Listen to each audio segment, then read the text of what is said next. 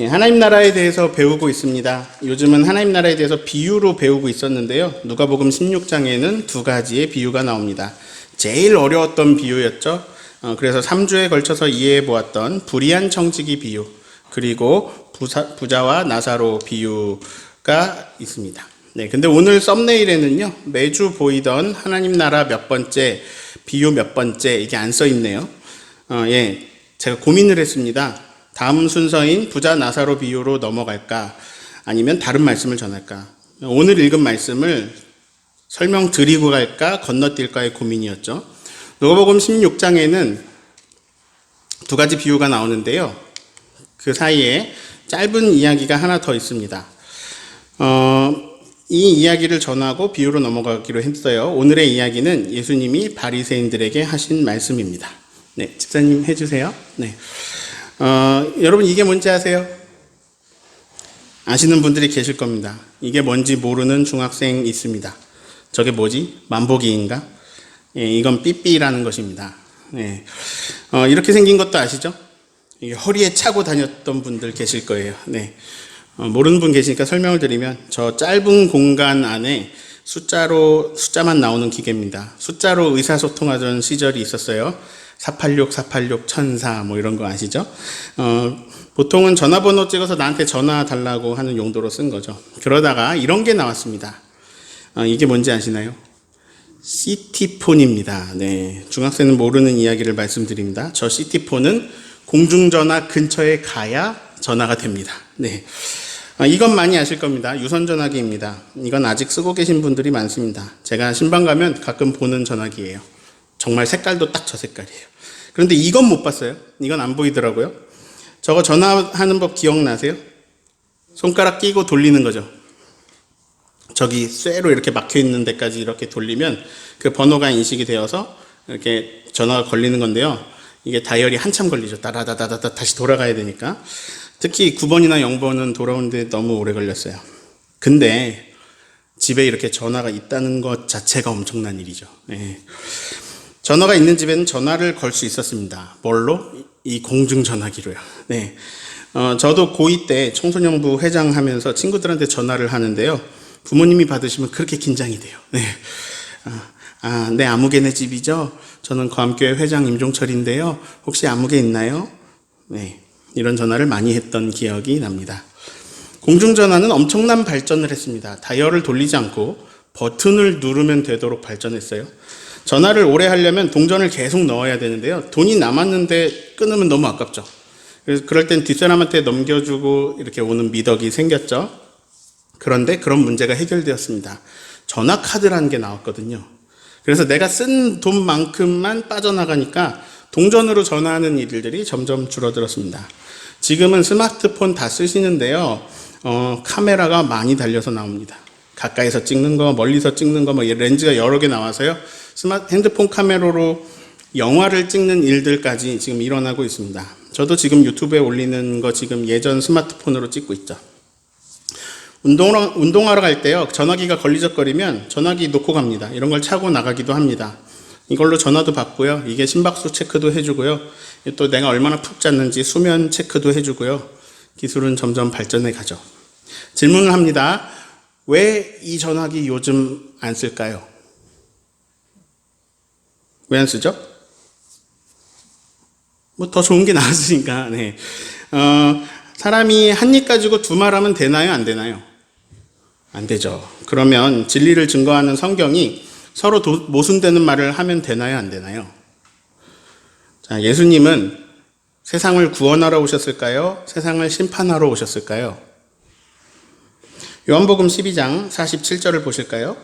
예수님 말씀인데요. 빨간색 부분 볼게요. 내가 온 것은 세상을 심판하려는 게 아니다. 세상을 구원하기 위해서다. 자, 요한복음 10장 10절 볼까요? 내가 온 것은 내 양들에게 생명을 얻게 하고 생명을 더 풍성히 얻게 하려는 것이다. 자, 그러면 예수님이 오신 이유는 이렇게 되겠습니다. 생명 주시려고, 구원하시려고. 자, 마태복음 10장 35절 보실까요? 내가 온 것은 가족들끼리 불화를 일으키게 하기 위해서다. 34절도 보실까요? 내가 세상에 온 것은 화평을 주러 온 것이 아니다. 칼을 주러 왔다. 요한복음 9장 39절도 봅니다. 나는 이 세상에 심판하러 왔다. 아니, 지금 여기 9장인데 앞에 12장에는 심판이 아니라 구원하러 왔다고 하고 9장에는 또 심판하러 왔다고 하고 그럼 합쳐볼까요? 예수님이 오신 것은 생명을 주시고 구원하시고 칼을 주고 심판하기 위해서다. 성경이 이래도 되는 건가요? 예수님이 이렇게 막 앞뒤 다르게 말씀하셔도 되는 건가요? 방금 이거 다 엉터리구나. 나는 이제 예수 안 믿을란다. 이렇게 생각하는 분이 계실지도 몰라요. 그런데 이건 제가 이제 일부러 상반되는 구절을 뽑아왔기 때문에 그렇고요. 성경의 전체적인 맥을 보시면 성경은 일관되게 같은 말씀을 진술하고 있습니다. 자세하게는 천천히 다뤄보고요. 오늘은 왜 그런지에 대한 말씀을 드립니다. 어떤 의사가 진료를 보는데요. 이 환자가 술을 너무 많이 마셔가지고 건강이 다 상해버렸습니다. 몸도 상하고 뇌도 상하고 또 가족들과 관계가 다 깨져버려가지고 마음도 많이 상한 거예요. 폐혈증 바로 전 단계입니다. 이 의사가 환자에게 말합니다. 술을 끊으셔야 돼요. 안 그러면 곧 죽습니다. 근데 다음 사람이 들어왔어요. 근데 뭘 찍어보니까 뭔가 미세한 결석 같은 게 있는데 소변을 자주 보면 빠져나올 것 같아요.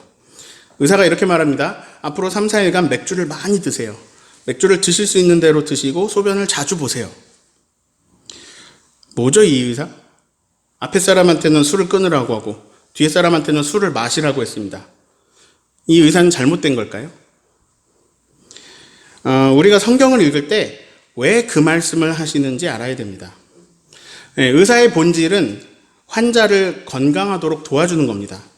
어떤 사람은 술을 끊어야 건강해지고 대부분 그렇겠죠. 어떤 사람은 이뇨작용을 일으키는 것 중에 주변에서 구하기 쉬운 맥주를 마셔야 건강해지는 거죠. 즉, 둘 다 건강의 회복을 위해서 한 말이라는 한 가지의 방향성을 가집니다. 성경은 여기저기 막 서로 다른 말씀들을 하고 있는데요. 그러나 명확히 한 가지의 방향성을 가지고 있습니다. 하나님 나라입니다. 하나님 나라를 설명하자면 제가 20년째 하고 있는데 아직도 멀었어요. 그만큼 하나님 나라에 대한 성경의 증언은 방대합니다. 그래도 막 요약할 수 있잖아요. 그래서 제가 스크린에 딱 3줄로 핵심만 말씀드릴게요. 하나님 나라는 하나님이 주인이신 하나님이 다스리시는 나라입니다. 하나님 나라는 하나님 뜻이 이루어지는데요. 하나님의 뜻을 우리가 아는 개념으로 요약해보면 사랑과 정의입니다. 제가 오늘 말씀을 이해해보고자 지금 몇 가지 설명을 드렸는데요. 이제 핵심되는 그림을 소개하려고 합니다. 앞으로 이 그림은 제 설교에서 계속 나올 그림입니다. 저는 이것을 비폭력 대화를 배우면서 깨달았습니다. 자, A라는 사람이 있습니다. 자, 모든 사람이 마찬가지인데요. 따라해 볼까요? 사람은 자기 가치관대로 산다. 네, 사람은 자기 가치관대로 살아갑니다. 네, 사람마다 다 가치관이 다릅니다. 이 가치관은 그동안 살아오면서 생성된 것입니다. 그래서 그 사람이 살아온 환경, 특히나 어렸을 때 상황이 이 가치관 형성에 무척 큰 요인이 됩니다. 자, 이 사람의 가치관, 이 사람의 세계관, 이 사람의 가치관대로 이 사람의 삶은 진행이 됩니다. 그리고 또 이 사람의 삶을 결정짓는 아주 큰 요소가 있어요. 파랑 동그라미는 가치관인데 이 노랑 동그라미인데요. 자, 이게 뭐냐면 이건 그 사람이 원하는 것입니다. 자, 내가 원하는 것, 내가 하고 싶은 것, 이게 삶을 이끌어갑니다. 예를 들어서 내가 돈가스가 너무 먹고 싶습니다. 그러면요, 그게 내 삶을 이끌어가요. 나는 오늘 점심에 돈가스를 먹으러 갑니다. 그러니까 내가 원하는 것이 내 삶을 만들어갑니다. 이것을 욕구라고 부르겠습니다. 나는 내 욕구대로 움직입니다. 자, 그래서요, A라는 사람은 그 사람의 가치관과 그 사람의 욕구대로 삽니다. 누구나 마찬가지입니다. 그래서 그 사람이 하는 말 속에는 그 사람의 가치관과 그 사람의 욕구가 들어있습니다. 그 사람의 행동 속에는 그 사람의 가치관과 그 사람의 욕구가 들어있습니다. 여러분, 오늘 교회에 왜 오셨습니까? 여러분이 교회에 오신 이유는 어떤 욕구가 있기 때문입니다. 그리고 또 어떤 가치관이 있기 때문입니다. 교회에 오신 이유는 아마 천차만별일 거예요. 그러나 중요한 건 어떤 욕구나 어떤 가치관 때문에 여기 오신 겁니다.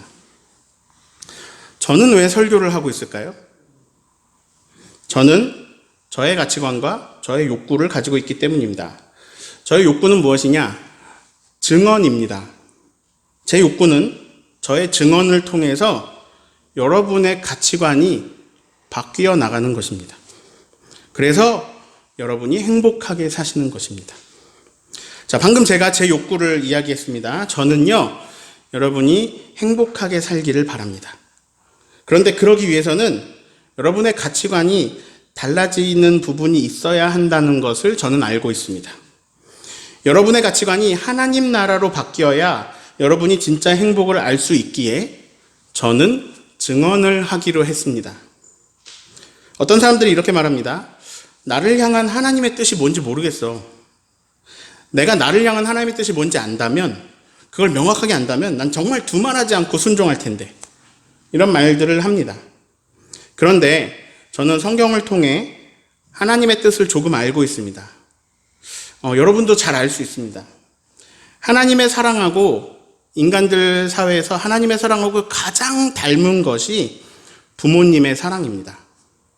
즉, 자기 자녀에게 여러분이 원하시는 것이 하나님의 뜻에 가장 가깝습니다. 하나님은요, 부족함이 없으십니다. 하나님은 이 지구뿐만이 아니라 모든 것의 주인이시고 모든 것을 만드셨습니다. 하나님이 어떤 결핍이 있으셔가지고요, 내가 그 하나님의 결핍된 부분을 뭔가 채워드려야 하는 것이 아닙니다. 만약에요, 여러분이 아무런 부족함이 없다고 해보세요. 완벽하게 건강하고 물질적으로도 풍성하고 막 인정받고 있고요, 사랑받고 있고요, 뭔가 모자란 게 하나도 없습니다. 그런 여러분이 자녀에게 바라는 게 무엇일까요? 아마 다 똑같으실 거예요. 자녀가 행복하게 잘 사는 거예요. 하나님이 우리에게 바라시는 게 뭘까요? 되게 간단해요. 우리가 행복하게 잘 사는 거예요. 그런데 우리가 행복하게 잘 살려면요, 우리가 서로 사랑해야 됩니다. 진리는 정말 단순합니다. 서로 사랑하는 거, 이게 전부예요. 서로 미워해 보면 압니다. 네.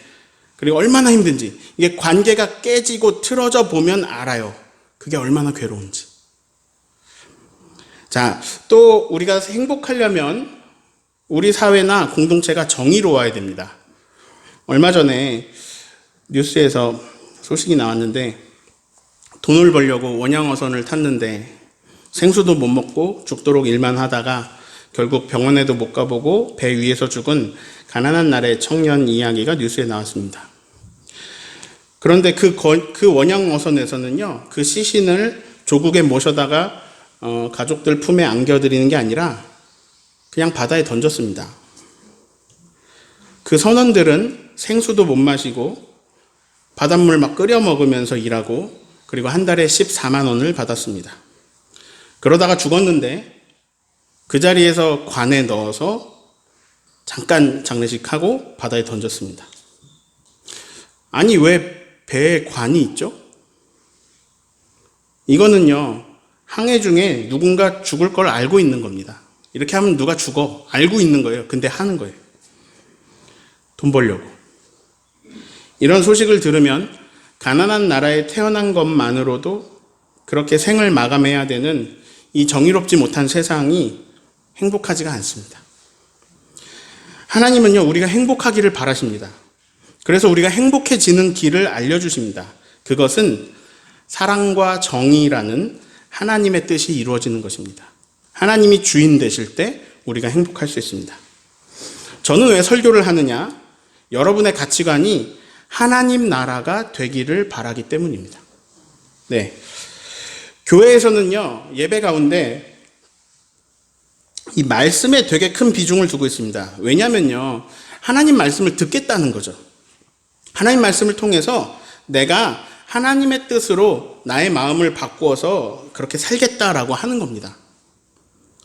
기존의 나의 가치관과 욕구를 하나님 말씀을 듣고 이거를 바꾸어서 살아가는 거예요. 그래서 기독교인은요, 사랑의 가치관, 정의의 가치관을 가지게 되고, 그렇게 사랑과 정의의 가치관에서 그 욕구를 가진 사람들이 이 세상에 하나님 나라가 임하는 것을 경험하면서 살아가는 것입니다. 그런데 교회가 잘못 가르쳤어요. 잘못 배웠고요. 예수님이 가르쳐 주신 기도를 보시면 전부 하나님 나라를 위한 기도를 합니다. 제가 이 기도를 23번에 걸쳐서 설교한 영상이 유튜브에 있으니까 다시 보셔도 좋을 것 같아요. 그런데요, 예수님 기도를 이렇게 가르쳐 주셨는데, 기독교인들의 기도가 하나님 나라를 위한 기도가 아닙니다. 자기 생각대로, 자기 계획대로, 세상이 자기가 원하는 대로 되기를 바라는데요. 그게 잘 안 되니까 그걸 간청하고 때를 쓰기도 합니다. 막 매우 열정적으로 기도하는데, 근데 그렇게 하고 있는데 교회는 세상에서 환영받지 못합니다. 저는 오늘도 저의 명확한 가치관과 욕구에 의해서 말씀을 전하고 있습니다. 저는 여러분의 마음이 하나님 말씀을 듣고 새로워져서 여러분이 행복하게 살아가기를 바랍니다. 그러기 위해서 오늘도 우리는 예수님에게 배웁니다. 예수님은 그분의 사명과 그분의 모든 관심이, 그분이 원하고 바라는 모든 것이 하나님 나라예요. 그리고 그분은 우리를 하나님 나라로 이끌어 주시기 위해서 오셨습니다. 오늘 말씀에는 예수님이 바리새인들과 나누신 대화가 기록되어 있습니다. 대화라기보다는 일방적으로 바리새인들을 향한 가르침이죠. 예수님은요, 그 당시의 약자들, 천대받는 사람들, 힘들어하는 사람들에게 늘 엄청난 선언을 하셨습니다. 행복하여라, 너희가 복이 있다. 가난한 자들아, 너희가 복이 있다. 하나님 나라가 너희 것이다. 마음이 가난한 사람들도 복이 있다. 하나님 나라가 너희 것이다. 그런데 신기하게 예수님이 바리새인들에게는 늘 쓴소리를 하세요. 자, 바리새인들은 어떤 사람들일까요? 바리새인을 가장 쉽게 이해할 수 있는 말은 율법주의자인 것 같아요. 그들은 율법을 중시 여기고 철저히 지키는 사람들입니다. 그럼 율법이 뭔지 알아야겠네요. 율법이 뭘까요? 율법은 이스라엘 백성들에게 모세를 통해 하나님이 주신 법이에요. 하나님이 주신 법, 하나님이 주신 말씀, 하나님이 주신 규례, 율례, 법도입니다. 토라라고 하는데 모세 오경이라고 하죠. 창세기, 출애굽기, 레위기, 민수기, 신명기에 기록된 하나님의 법규들입니다. 아니, 율법이 하나님이 주신 법이면 그 법을 잘 지키는 게 뭐가 잘못이죠? 지금 우리가 설교 듣고 있는 것도, 하나님 말씀 듣는 것도 그렇게 살기 위해서인데, 하나님 주신 법을 철저하게 지키려고 했던 사람들, 바리새인들이 칭찬받아야 되는 거 아닐까요? 그런데 예수님은 왜 그들에게 쓴소리를 하실까요? 자, 이 질문에 아까 질문으로 답을 해보려고 해요. 왜 요즘 이 전화기를 안 쓰죠? 더 좋은 게 나와서. 자, 그런데 그거 아세요? 이게 있었기 때문에 지금의 스마트폰이 있어요. 자, 율법이 뭐라 그랬죠? 모세를 통해 이스라엘 백성들에게 주신 법. 그런데 우리가 이해해야 될 것이 있어요. 율법은 그 당시의 상황에서 그 당시의 백성들에게 주신 법이라는 거예요. 즉, 고대 문화 속에서 고대인들이 이해할 수 있는 수준에서 그들이 지켜야 공동체에 더 유익할 법들을 주셨다는 거죠. 특히 이제 그들은 이 법을 시내산에서 받았는데요. 가나안 땅에 들어가지 못하고 40년을 광야 생활할 때 받은 거예요. 자, 광야는 사막이라고 생각하시면 돼요. 거기서 장막 생활했는데 장막은 텐트예요. 그리고 사람은 60만 명이 넘어요. 자, 사막에서 60만 명 넘는 사람들이 텐트 치고 사는 거예요. 40년 동안. 씻을 물 있을까요? 아니, 무슨 씻을 물이에요. 마실 물도 부족한데 씻을 물이 어디 있습니까? 그래서 조금만 더러워도 전체가 전염병에 걸리고 말 그런 위험한 상황 속에서 주신 법이에요. 그래서 율법에는 정결법이 그렇게 까다로운 거예요. 레위기 12장 2절 하나만 보셔도 됩니다. 알게 됩니다. 남자아이를 낳으면요, 월경할 때와 같이 부정하기 때문에 33일을 지나야 정결해진다. 아니, 지금 여기에 월경할 때 부정하다 그랬어요. 그 아이를 낳으면 부정하대요. 이런 법인데요. 자, 이거 그대로 적용하면 안 돼요. 예를 들어서, 현대의 여신도들에게 목사가, 여러분 성경에 써 있어요. 생리기간 동안 당신은 부정하십니다. 교회 나오시면 안 되고, 그 어떤 것도 만지시면 안 돼요. 다 부정해집니다. 이렇게 말하면요, 아마 성희롱으로 고소당할걸요? 율법에서는요, 돼지는 먹으면 안 되는 동물입니다. 그런데 제가 제일 좋아하는 게 돈가스예요. 네. 아니, 무슨 목사가 성경에 먹지 말라고 써 있는 걸 먹냐. 근데 그때는 먹으면 안 됐어요. 최근에는 뭐 이 말이 사라지고 있지만 예전에 돼지고기는 다 익혀서 먹으라 이런 얘기 들어보셨잖아요. 요즘 뭐 유통이 깨끗해져서 안 익히고 먹어도 된다는 얘기도 있어요. 근데 수천 년 전에 제대로 된 화로도 없고 주방도 없는 사막에서 먹을 물도 부족한 상태에서 씻지도 못한 돼지고기, 이거 잘못 먹었다가 균에 의해서 집단 발병이 일어나거나 집단 사망이 일어나면 안 되잖아요. 그 당시에 그 상황에 주신 법이에요. 이 율법의 내용이 중요한 게 아니라 율법의 본질이 중요한 거예요. 율법의 본질은 사랑입니다. 그리고 정의입니다. 하나님을 경배하면서 약자를 보호하고 생명을 살리고 공동체를 지키고 그것을 유익하게 하기 위해서 그 상황에서 주신 룰이에요. 근데 율법의 본질이 하나님 나라의 특성과 똑같네요. 사랑과 정의. 그런데 바리새인들은요, 율법을 철저하게 지키면서 오히려 율법으로 사람들을 못 살게 굴었습니다. 가난한 사람들을 보호하기 위해 주신 율법으로 가난한 사람들을 죄인으로 만들어버리고요. 여성들을 보호하기 위해 주신 율법으로 여성들을 죄인으로 만들어버리고, 이 율법으로 백성들을 다 죄인으로 만들었습니다.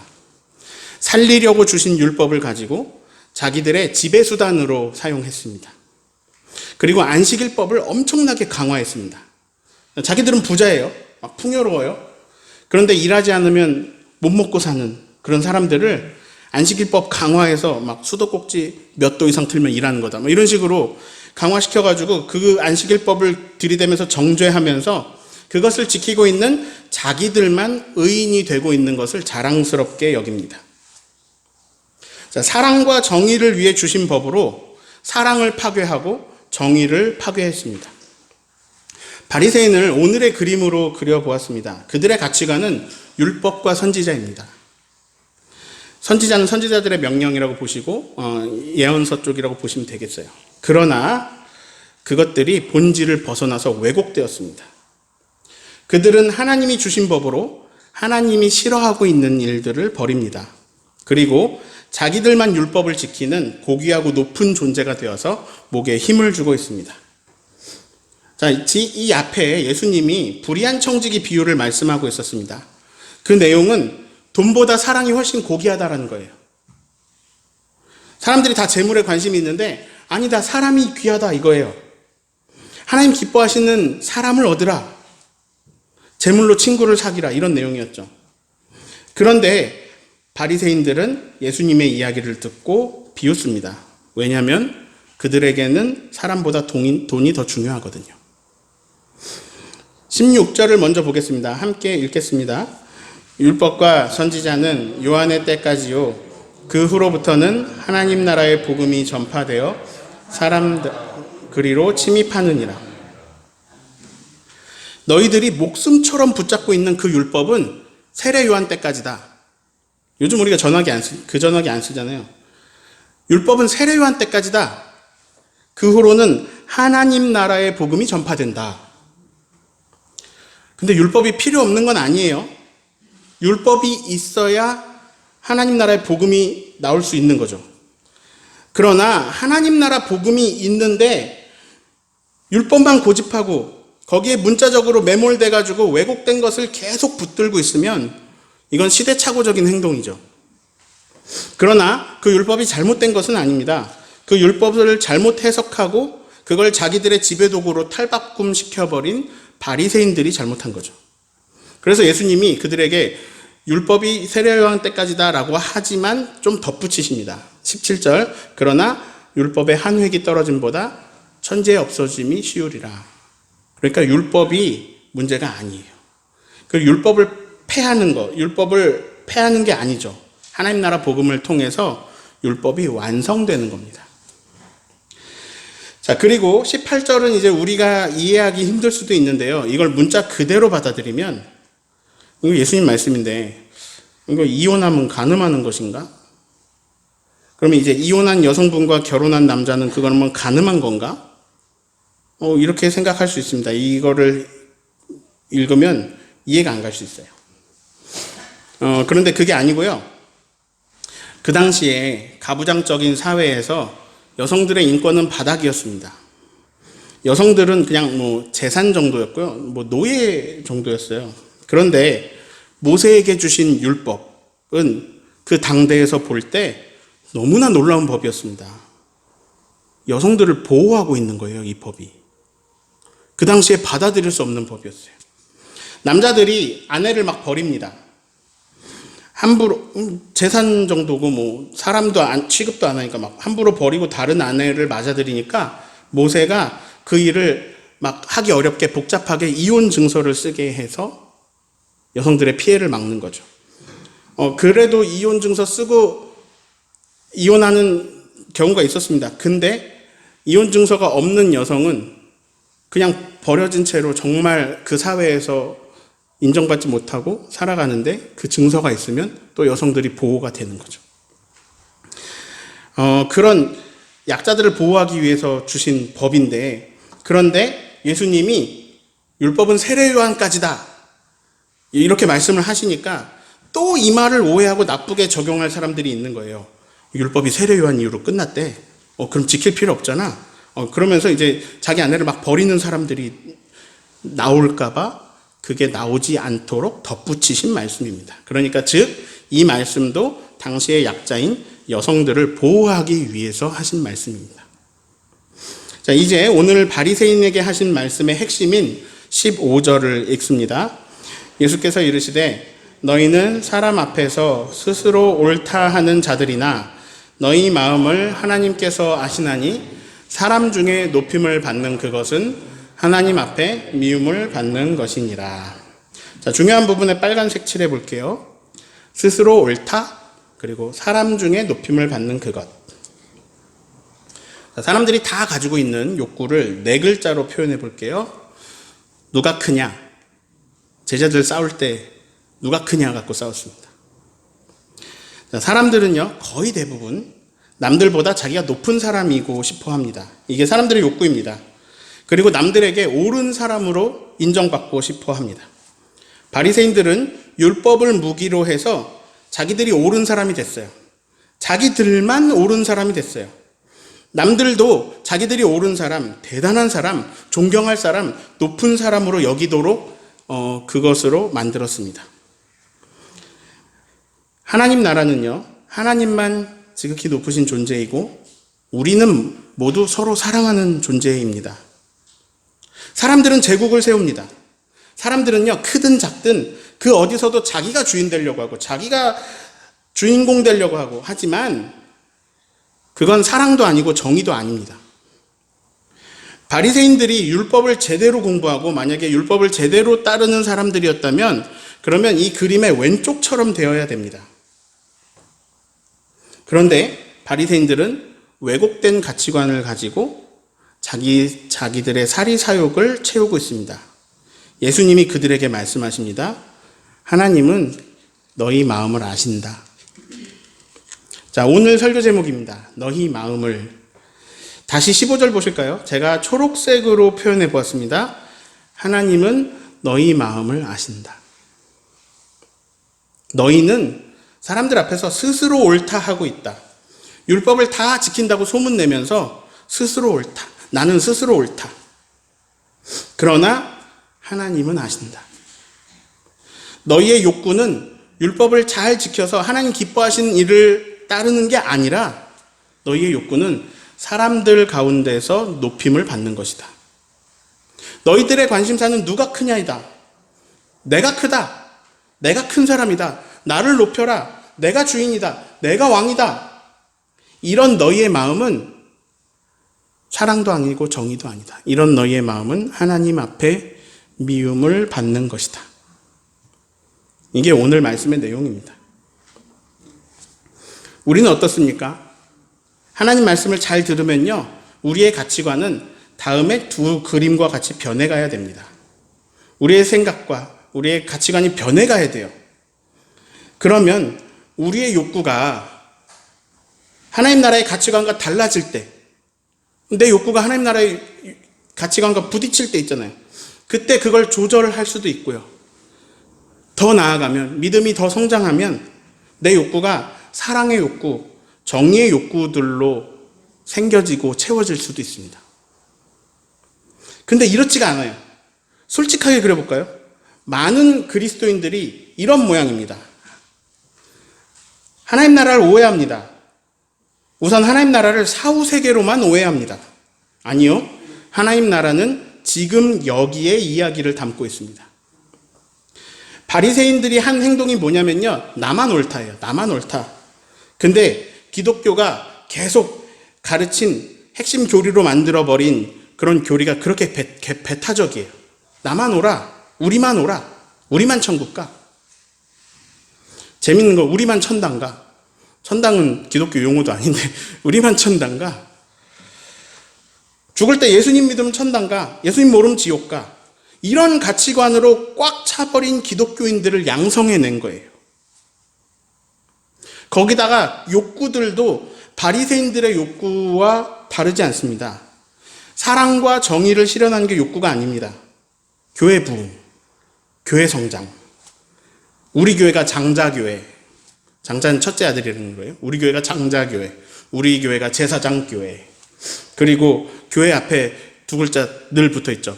무슨 제1교회, 무슨 중앙교회. 항상 자기네가 중앙이고 항상 자기네가 제1이죠. 누가 크냐? 우리는 이렇게 크다.